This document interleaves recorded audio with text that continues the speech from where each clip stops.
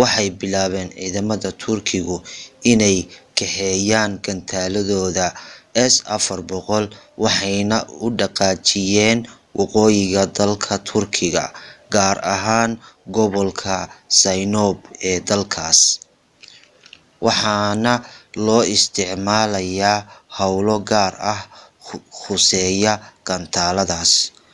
Waxaana jaraa'idka waddanka Turkiga qoreen in hub badan loo daadgureeyay dhinaca waqooyiga ayna ku jiraan gantaalada S-400 ee horumarkoodu sareeyo.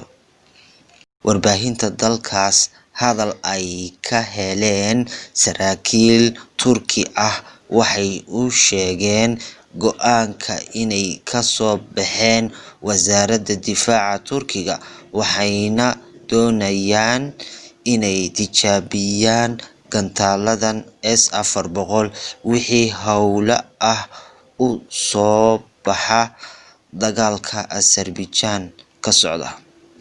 Mucaaradka Turkiga waxay sheegeen waa hore in xukuumadda Turkigu gantaalada S-400 inaanay shaqaynayn oo lagu soo khalday, khaladna ay galeen markay ka soo iibsadeen waddanka Ruushka. Mucaaradku waxay qaateen oo rumaysteen dacaayadii Mareykanka ee ahayd Turkigu muxuu u isticmaali waayay gantaalada uu soo iibsaday, cillado ayuu ku og yahay. Hadalkaas si loo beeniyo ayuu Turkigu soo saaray gantaaladiisa S-400 si uu u tuso mucaaradka iyo Mareykanka inay shaqaynayaan awgeed. La soco qaybaha kale ee warka.